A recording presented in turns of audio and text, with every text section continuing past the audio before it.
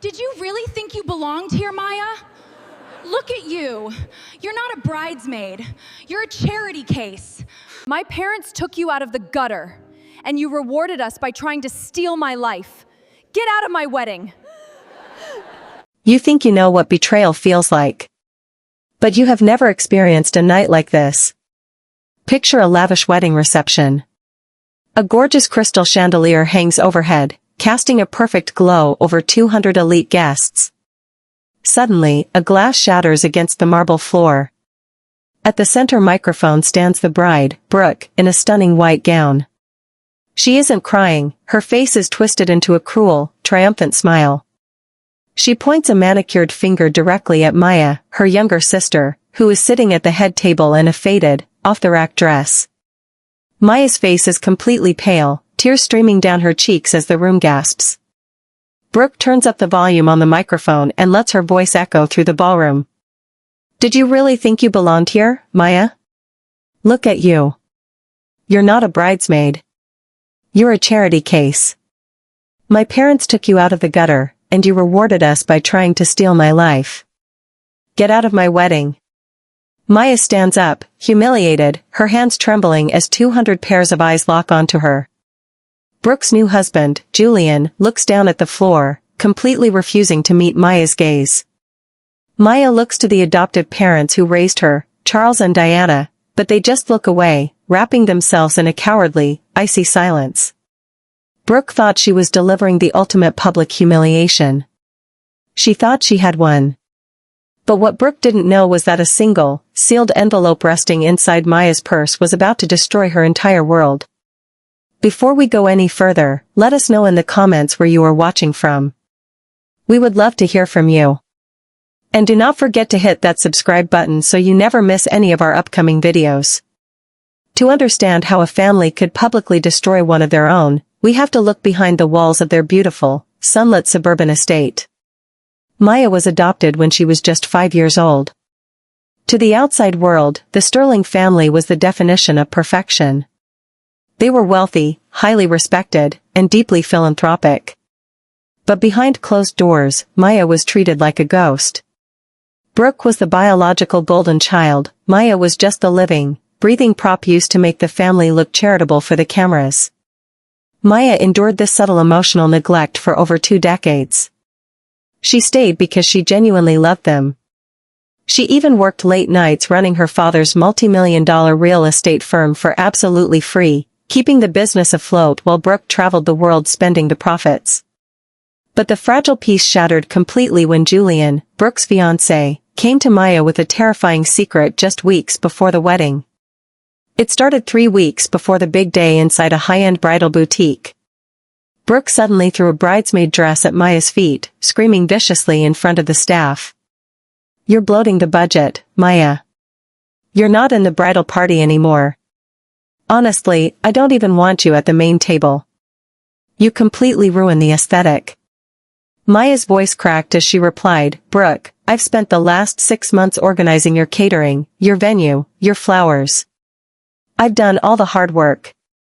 Brooke just scoffed. And you should be grateful we let you do it. Without us, you'd be rotting in a foster home. Know your place. Maya looked to her adoptive mother, Diana, for help, but Diana simply turned her back and adjusted Brooke's custom veil. Maya's heart broke into a million pieces. But the real knife in the back was yet to come. The very next day, her adoptive father, Charles, called her into his private office. He couldn't even look her in the eye as he slid a legal document across the desk. Maya, he said coldly. Brooke wants to take over the real estate firm with Julian after the wedding. We're removing your name from the partnership. You need to sign your shares over to Brooke immediately. It's what's best for the family. Maya stared at the paper.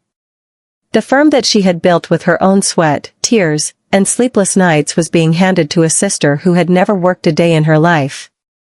They weren't just pushing her out of the wedding, they were erasing her from the family entirely. But as Maya walked out of that office in a daze, her phone buzzed in her pocket. It was a text from an unknown number. The message read, *, they are lying to you. Look in your father's old office safe. The code is your actual, biological birth date. Was hidden in that safe?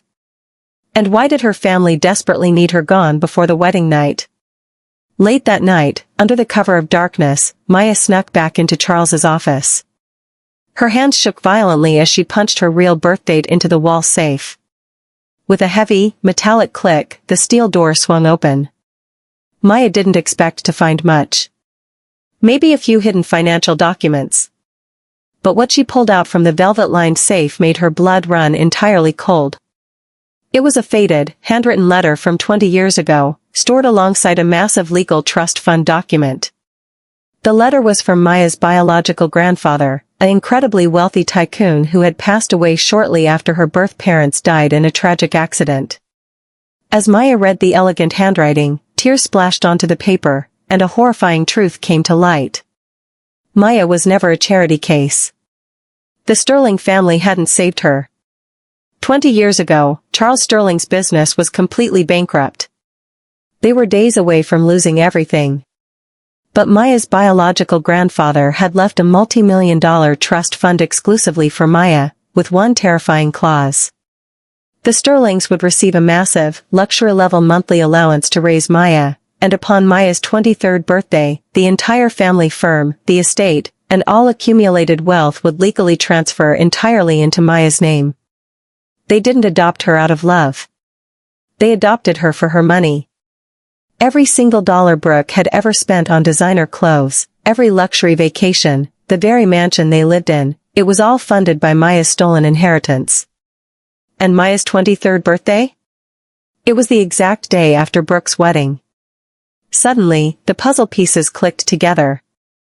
The paper Charles tried to force her to sign wasn't a standard partnership removal. It was a waiver relinquishing her right to the grandfather's trust. If she signed it, she would legally hand her entire life's fortune over to Brooke and Julian. They knew the deadline was hitting. They were trying to trick her into poverty before she discovered the truth. But as Maya looked at the bottom of the trust fund amendment, she noticed one more signature she never expected to see. Whose name was signed as the active witness to this massive financial fraud? Maya stared at the fresh ink on the witness line. The name printed clearly was Julian Vance. Brooke's fiancé. Julian didn't love Brooke. He was an opportunist who had discovered the grandfather's hidden trust fund through his own family's legal connections. He was marrying Brooke specifically to get his hands on Maya's millions, fully believing Brooke would successfully manipulate Maya into signing the money away. It was a circle of vultures, and Maya was the prey. But Maya didn't break down. Her profound grief hardened into an absolute, icy rage. She carefully photographed every single document, placed the originals back in the safe, and downloaded the digital audit files onto a flash drive. She decided she wouldn't stop the wedding. She wouldn't scream, and she wouldn't cry. She was going to let them think their trap had worked perfectly. On the day of the wedding, Maya calmly put on the cheap, simple dress Brooke ordered her to wear to look inferior. She sat quietly at the very back of the venue, watching the beautiful ceremony. She watched Brooke and Julian say I do. She watched Charles give a grand speech about how blessed their family was. She sat completely still, watching the vultures celebrate their incoming feast. And that brings us right back to the moment the glass shattered. The moment Brooke stood at the microphone, eager to publicly exile the sister she always despised. We are back in the grand ballroom.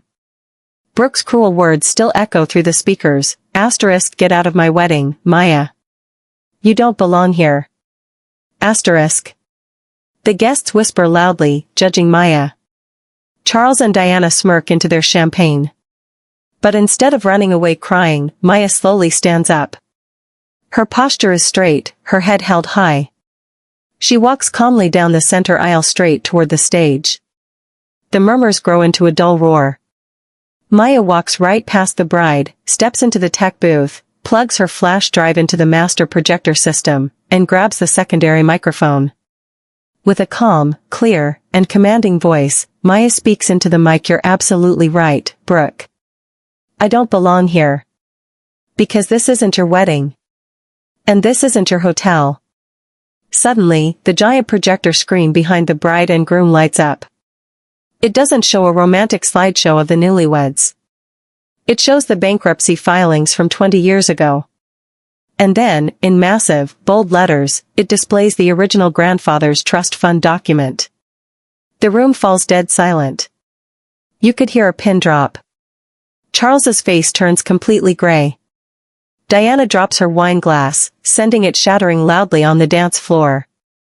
Charles lunges forward, screaming, "Turn that off. Shut it down right now." But Maya's voice booms through the speakers, stopping him in his tracks. "Sit down, Charles.